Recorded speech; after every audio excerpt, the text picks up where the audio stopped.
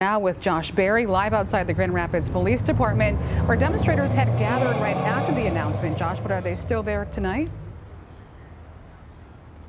No, they aren't, Janice. They filed out of here at about 8:30 tonight. They got here at about 4:15. And at 3 o'clock, when this announcement was being made, I have to be honest with you, that we were anxious to see what kind of presence they would have in anticipation of the announcement being made at 3 o'clock. Because, we were out here back on April 13th when that video was released 57 days ago. And it was a much different scene out there that day. The moment that video was being released, there were people across the street here from GRPD headquarters outside of the concrete barrier and the metal fencing that they have out here that they put up in anticipation of the release of that video. And people were very angry that day.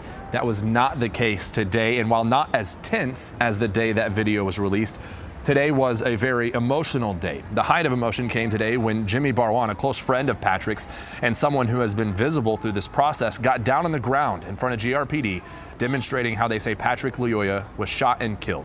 He laid there for several minutes, still clearly very emotional over the death of his friend. And through this whole process, the crowd surrounded him, holding their signs and flags, blocking the view of the cameras who were here.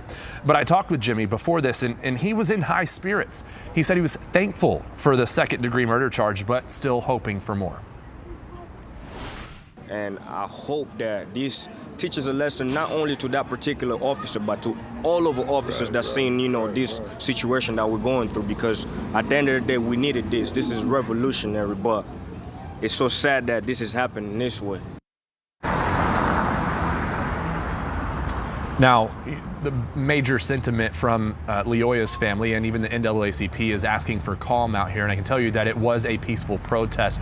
The group marched around the block several times. At one point, they were standing out in the middle of the street here at Monroe Center, blocking traffic. And the main moment of contention that we saw today was when several police officers did come outside and confronted the protesters, said that you cannot block traffic. That's when the protesters started yelling at the police officers. The police officers eventually retreated back inside the building, and at that point they put barricades up at the west end of the street, keeping traffic out altogether. But again, as I said, the protest wrapped up at 8:30, and one of the sentiments shared by one of the organizers out here is they were fairly disappointed in the amount of people who had showed up, because while a lot of the feelings today were feelings of rejoicing over this moment that Christopher Schur has been charged with second-degree murder, the protesters out here and the organizers out here say that their message and their fight isn't done. They still want to make sure that justice for Patrick Lyoya is carried out.